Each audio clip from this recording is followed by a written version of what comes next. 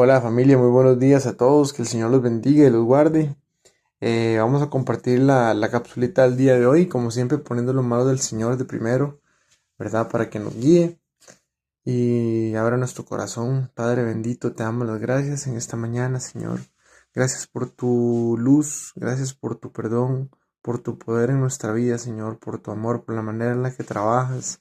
Te pedimos que esta palabra sea de bendición para todos los que la escuchen, Señor, que sea de edificación, que tú cumples tus propósitos a través de ella, porque tu palabra es viva y eficaz, Señor, y más cortante que cualquier espada de doble filo. Te damos gracias, Señor, por la oportunidad de poderla compartir y te pedimos perdón por todo aquello, Señor, que te ofenda, que esté en nosotros, Señor. Límpianos de todo mal, Señor. Purifícanos y haznos entendidos en tu palabra, Señor, para poder ser luz también para otros. Te bendecimos y te damos las gracias siempre por todo y por tanto, en el nombre del Señor Jesús. Amén. Vamos a, a compartir una palabrita que está en Isaías capítulo 57, versículos 1 y 2. Isaías 57, versículos 1 y 2. Hay, hay muchos pasajes que conocemos muy bien en la palabra, ¿verdad? Que son muy famosos, como que la fe es la convicción de lo que no se ve, como que todo lo puedo en Cristo que me fortalece, como, ¿verdad? Hay muchos pasajes que conocemos prácticamente todos, ¿verdad? De tal manera amó Dios al mundo que envió a su Hijo. Y son pasajes muy importantes, por eso son tan conocidos, ¿verdad? Son trascendentales, ¿verdad? O sea, por algo la gente los comparte tan a menudo y por algo son tan conocidos, son muy importantes. Sin embargo, hay ciertos pasajes con los que a veces nos topamos en la palabra de Dios que son menos conocidos, pero que no dejan de ser muy importantes y que dependiendo también de nuestra situación van a traer mucho consuelo en la vida, ¿verdad? En el momento que estemos pasando. Hace poco visité a una tía que tenía una señora que trabaja con ella, ¿verdad? Que le ayuda en la casa, que perdió hace muy poco al esposo. Un hombre muy joven, muy amable, excelente persona, buena gente, ¿verdad? De esos que la gente habla solo cosas buenas. Y hace poco lo perdió, joven, ¿verdad? Todo lo contrario a lo que normalmente nos hubiéramos esperado, ¿verdad? Que hubiera muerto muy mayor o así, pero le tocó joven y la gente no se explica a veces cuándo o por qué es que Dios se lleva a personas jóvenes, ¿verdad? Que son buenas personas, que, que son agradables, que la gente los tiene en alta estima, que no parecen tener ninguna enfermedad, etcétera, ¿verdad? O sea, ¿por qué el Señor a veces permite eso? Y es tan difícil de entender.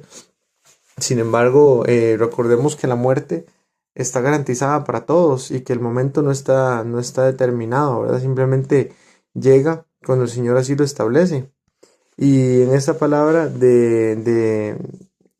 de Isaías, vamos a ver lo que dice.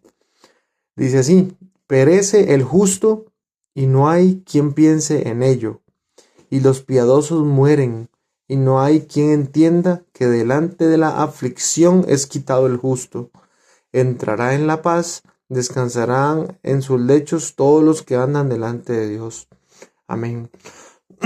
Aquí vemos que la muerte de parte de Dios no solamente es un juicio para el cuerpo, ¿verdad? Que está cargado de pecado, que debe morir, que no puede heredar lo perfecto, lo eterno, sino que además Dios en su sabiduría ha designado que la muerte, dependiendo de cómo Él la maneje, también es un acto de amor, ¿verdad? Porque el Señor sabe que a pesar de todo vivimos en una creación caída, ¿verdad? Que está llena de inmoralidad, de malas influencias, de muchas cosas que no van conforme a la voluntad de Dios, ¿verdad?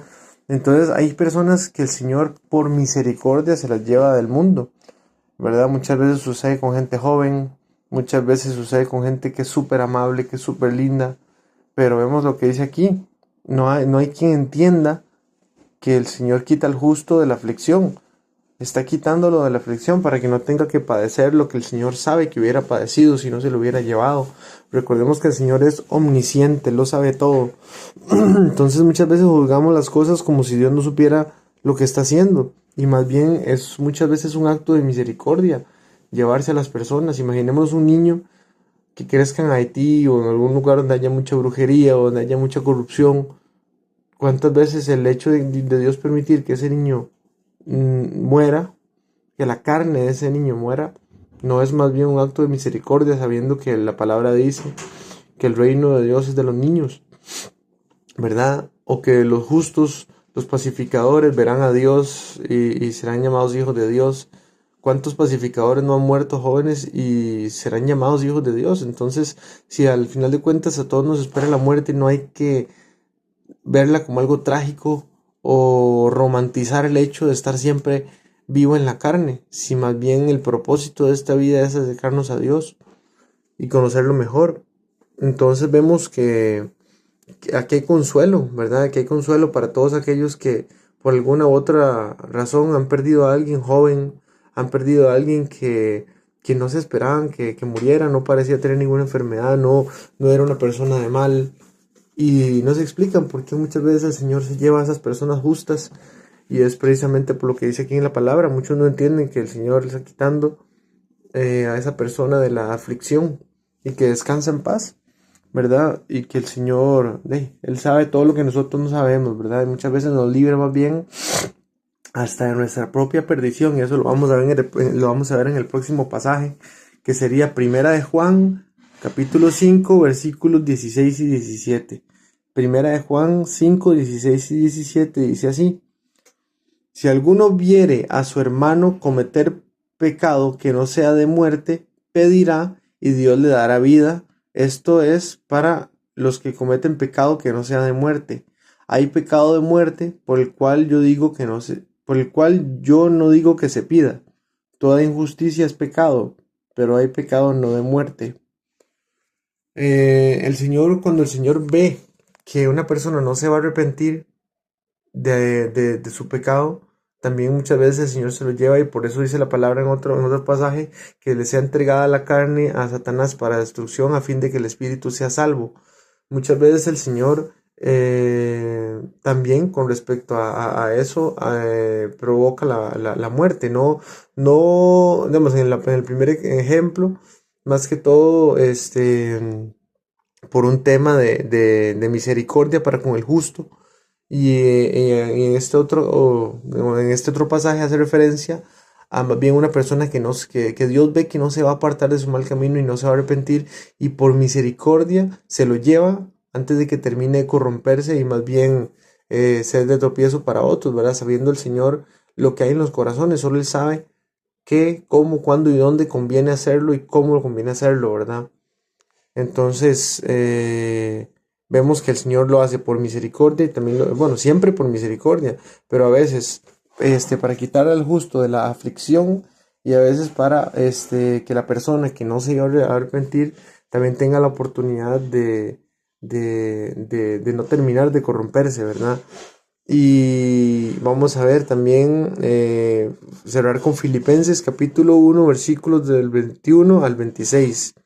Filipenses 1 del 21 al 26. Y dice así: Porque para mí el vivir es Cristo y el morir es ganancia. Eso lo conocemos bien, ¿verdad? Pero vamos a ver qué dice de ahí en adelante también. Mas si el vivir en la carne resulta para mí en beneficio de la obra, no sé entonces qué escoger, porque de ambas cosas estoy puesto en estrecho, teniendo deseo de partir y estar con Cristo, lo cual es muchísimo mejor. Pero quedar en la carne es más necesario por causa de vosotros.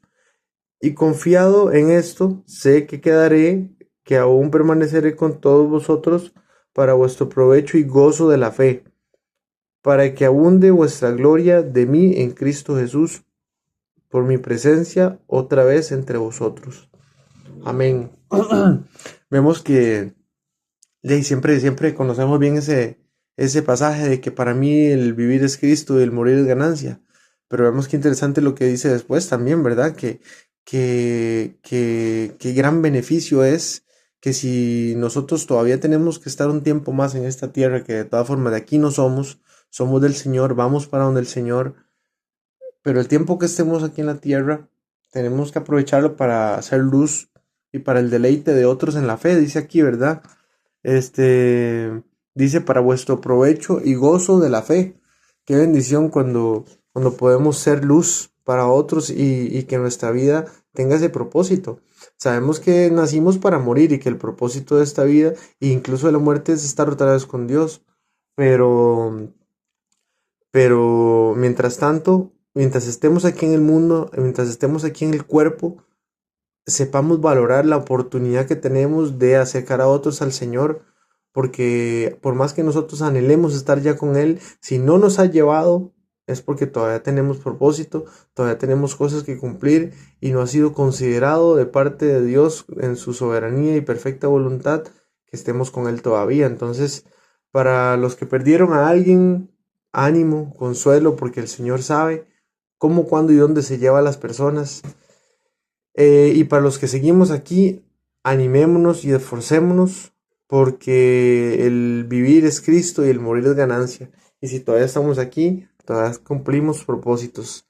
Y es la palabra que les quería compartir para que el Señor edifique en nosotros la fe, para que podamos tener paz cuando vemos que Él sí lleva a las personas, para que podamos tener ánimo cuando, aún deseando estar con Él, veamos que todavía no ha decidido llevarnos y seamos luz en medio de las tinieblas.